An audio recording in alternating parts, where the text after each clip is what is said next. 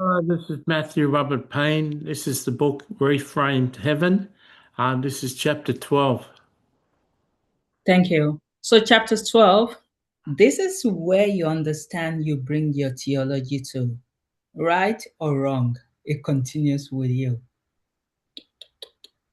This one was a shock to me. When I heard you remain the same. Because I was thinking for some reason that death was going to fix everything, that death will correct me automatically, and that the moment I arrive, everything I believed will be instantly replaced with perfect understanding. No confusion, no error, no process. I just know automatically. And Papa said, Tolu, I do not reset my children. I continue them the way they are. They continue. They have to grow. If you've not learned to speak to Jesus telepathically on her, you have to develop that skill set in heaven. It's not going to automatically show up. And I was thinking, no, you just know things. You bring your theology with you. And that's why Papa has been working on heaven for the past 2.5 years now, saying the same thing every blessed day. I need a friend. I love you. I care for you. Show love to my children that I brought into the kingdom. And then I can never forget the conversation this morning when Victoria used to be a witch on heart. And of course, now in heaven, and a lot of Christians are not willing to befriend her because of her past. And you think all of the messages that God has been saying has not really penetrated. So they are still the same people they were on her. They've just changed location, but they've not grown. They've not matured. They're still judgmental. They're still obnoxious. And that's still flabbergasts me till now. Because something deeper is becoming clear, that you don't only bring your memories, you bring your beliefs, your interpretations, your understanding of God. Right or wrong, accurate or distorted, deep or shallow, revealed or inherited, it comes with you. Because belief becomes part of your identity. It is the label that people carry everywhere in heaven. Which mountain are you from? Why do you want to know what mountain I am from? Why does the mountain care? Sorry, why does the mountain matter? I am a child of God. That should be enough for you. I'm a human being. And I should be loved because I'm a human being, not because of the stupid label I have. That because I'm a Christian, that means that because you are called a Christian, you are special. No, you are not. And that's why the first is going to be the last and the last is going to be the first. It's going to be the reverse. Because you should love people. Now that I know what love is, now that I know what the gospel is, I allow that to change me. I've allowed that to change the way I approach people, the way I love them. And that should be. But a lot of people are still the same thing in heaven. They're still their old self. And they will never change. So what you believe is not separate from you. It shapes how you see God. It shapes how you relate to him. It shapes how you respond to truth. It shapes how you relate to his children. And God does not erase it. But it pains him, especially if you've got the negative understanding of who he is. It's still trying to engage with you. So heaven, as much as it could be a theological reset for a lot of people, it is not. It is a continuation. This is one of the biggest reframes for me, that heaven is not that car wash for your mind. It is not a place where your thoughts are wiped and replaced instantly. You have to grow it. You have to invest into yourself, and you have to want to change. Because it doesn't take away the free will from you. It's your decision. And with that comes continuity. You still think, you still process, you still interpret, you still question. And the reality of carrying wrong beliefs is that you can arrive and still be wrong. And even if you're not willing to change, you still continually be wrong. And this is where humility needs to begin for us, because it is possible to love God, serve God, believe deeply, and still be mistaken. Because if you say you love God and you don't love someone like Victoria, then you don't love God. It's all fake. To me, if you cannot love a fellow human being that you see, why would you say you love God? That love is so used in a very disrespectful, careless way today. People don't know what love is. You see husband and wife, they marry today, and then a year after they said they're divorcing. What happened to love? Why did you give up on the love? Unless if that person is dangerous to you, why do you easily so give up? And that's how we give up on our fellow human beings. We judge them and we give up on them. If God has given up on us, none of us will even be in heaven today. None of us will deserve that love. So, and all the mistakes that you have, as wrong as you can be, does not disqualify you. It does not mean that God is not going to love you, but there's more to learn. There's more to see. There's more to understand. And this is what I'm getting to know every day. And that's why I cannot have enough of God. This is why it lingers in my mind all day, because I know there's still so much to Him that you can tap into. You know, this is not theoretical. There are those who arrive in heaven still holding on to beliefs they've carried for decades. Firm conviction, deep certainty, long-standing theology. Matthew will remember this story very well when Matthew is speaking, but it's about our mom. When our mom called and said, "Oh, you were right. All of those things that you used to tell me about my theology, you were right." But I will leave to Matthew to go into that story better. But that is our getting to heaven and realizing that, yes, my son was right, I was wrong. But she got it immediately. A lot of you are still in heaven for 10 years. They're telling you it's wrong, and you're still hanging on to the same old thing because you don't want to change. And truth is revealed, not forced. That's something that I've come to love about Papa. It's not forcing us into this truth, but it keeps revealing it to us. I do not want to correct you through force. I want to reveal the truth to you, and I will love you to embrace the truth. And this is where heaven expands in meaning. It's not just destination. It is a place of ongoing learning. It is a place of increasing clarity. It is a place of deepening truth. But that is if you want to grow.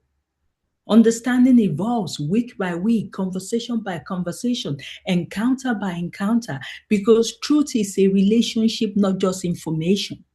It is something that you have to relate with. It is something that you have to engage actively every day. And this is where the Holy Spirit becomes the teacher. He's there to help you. He's there to guide you through direct interpretation, through different ways, through leading people to you. I can never I've imagined what was it like for Victoria and Tiffany, who used to be in witchcraft for all those 10 years. They wanted to grow, but they didn't know how they can grow. That must have been so painful to be stuck in somewhere that you don't know how to get off. And the beauty of heaven is you don't need to rely on second-hand teaching. You can hear it from God directly.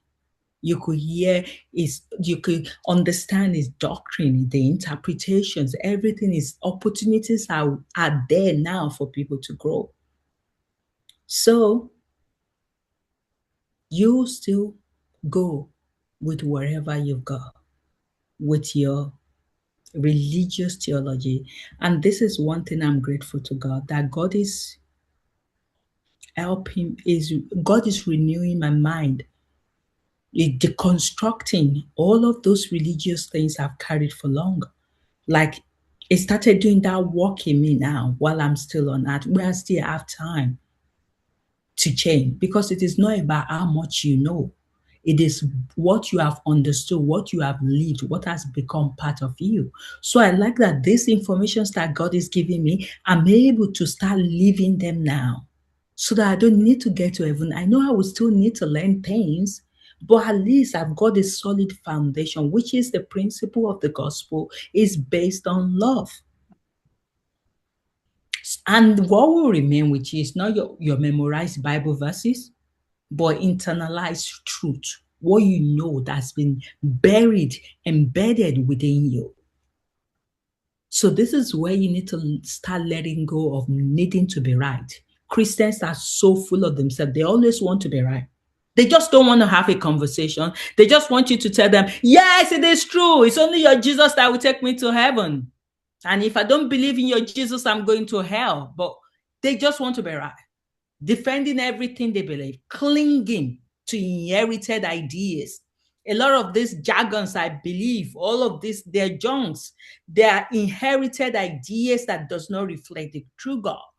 And you become open now. That's what you should be. When you get to heaven, you become open. And while you're not as well, become open to be shown, to be corrected, to be led deeper.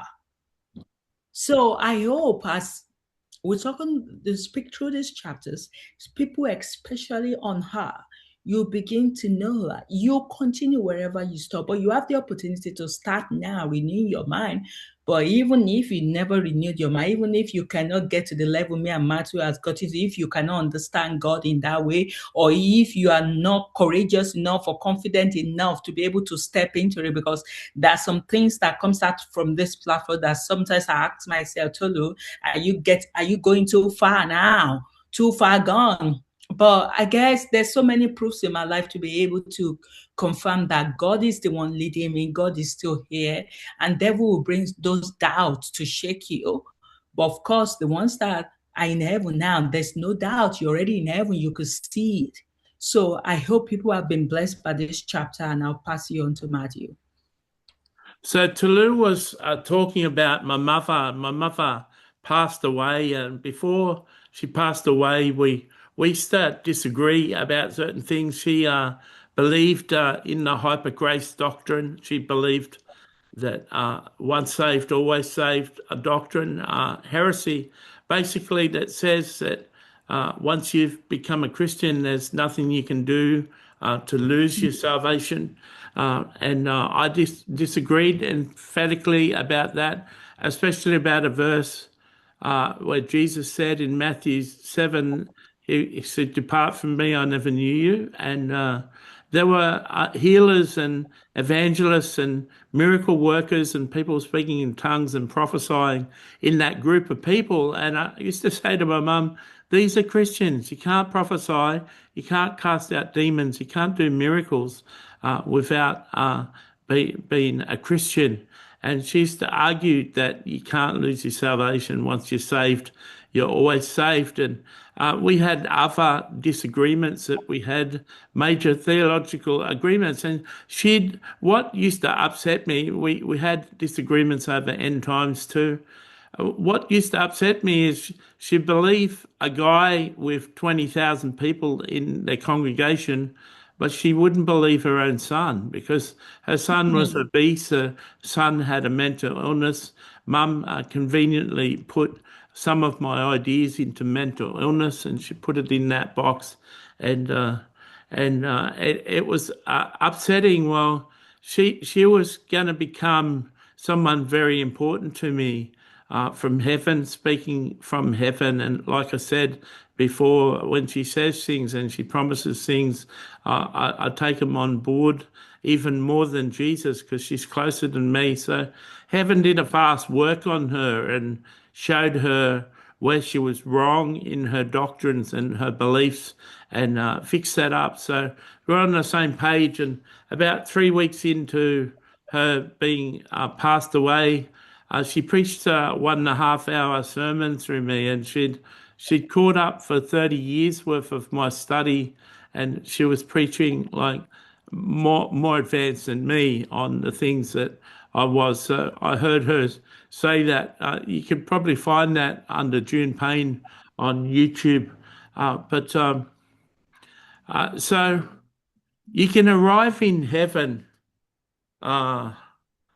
with wrong theology and wrong understanding. And it takes time in heaven to actually reverse that. they haven't got a billboard in heaven. They haven't got a place in heaven where it says perfect theology. These are all the tenets of perfect theology. You can't go up to a book and read what perfect theology is, because I can tell you that even if that book did exist, you wouldn't agree with it. You'd start reading something about legalism and how that may be wrong, and you disagree with it. You may read something about hypergrace and once saved, always saved, and it'd be saying that's wrong and that's not right, and you disagree with it. You even if they had a book of truth, you'd disagree with it. You'd shout it down. So over the last 2.5 years, we've been doing videos, and for about a year of that, we did 220 videos called God's Last Days Message to His Children. And in those videos, God stripped off a lot of religion off me, and He stripped off a lot of religion off Tolu. That took 300 hours worth of video. That's a long time, and especially 300 hours is a long time in heaven time. So I guess one of the best attributes you can have when you get to heaven is to be humble and to be teachable. And you can't be teachable unless you're humble, and you can't learn things unless you're humble. And you've got to have this childlike faith. You've got to have humility, and you've got to be teachable for God to be able to transfer you. So I know of one person, I won't mention. He'd been in heaven for years, and heaven allowed us to interview Hitler. Well, he took major exception to Hitler being in heaven, and major exception that we put Hitler on our platform and allowed everyone in heaven to hear him speak. And he got so incensed and so unhappy that he just basically stood up against us as the people ruling the platform, and he got disciplined by God. And so you can be in heaven for years. You can come from a good past, a good heritage, and still be stuck in wrong theology and wrong concepts. And so you may think you're going to go through this mysterious car wash, and we may mention that quite often. So get used to it, because it's in your brain. You may be sick of me mentioning car wash, but you'll get a right shock when you get to heaven, when you've still got your wounds, you've still got your wrong theology, you've still got bad memories, you've still got things that you struggle with when you get to heaven. So please accept that heaven is going to be a place of learning. And there's a whole lot of people who do interviews with God each day and ask God questions, and God answers, and all of their questions are played on video in heaven. You can search what atheists are asking God. You can search what witches are asking God. You can search what Christians are asking God, and you can watch their podcasts in heaven. You can learn a lot. Heaven is a place of learning, and heaven is more especially a place of change. If you're willing to change, you can grow and progress in heaven. Thank you, Matthew. And I'm going to call the person that Matthew was insinuating his name to speak into this chapter, which is Billy Graham. Well, I was keeping his name secret for a reason, but Be Billy known. Billy had a good reputation on Earth. So I just this is Billy. I just want to speak that yes, Matthew used me as an example. I took real exception to Hitler being in heaven, and a lot of Christians with Christian theology have my same reason. Like there's a lot of people that I would personally accept into heaven, but I didn't. When they shared Hitler's interview, I just didn't believe it was happening. I didn't believe that was really Hitler. Didn't believe he couldn't possibly be in heaven. And my theology and my understanding of the Christian faith didn't allow for him to be there. And it was true he came out of hell and he did go to hell, but my theology couldn't accept that people could come out of hell and could be accepted in heaven. And I didn't believe God was the loving God that could forgive that sort of sin. And so I had major objection. And because I had spiritual authority, I stood up to Matthew and Tolu, and I suffered consequences and went to a place that wasn't fun for a little while to be disciplined. But it's true, I'm a testimony to the fact that you can be in heaven and have wrong theology. And it does take patience and humility and to have a teachable spirit to be able to progress in heaven. And after my ordeal, I came back and I was reinstituted and given a promotion in heaven. Thank you. So as we close this chapter, I want you guys to know you do not leave your theology behind when you enter heaven.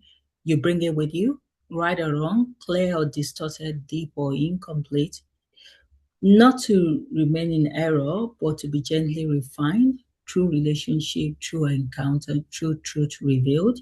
And when you begin to see that, you stop trying to prove you're right and you begin to desire to truly understand. God bless. God bless everybody.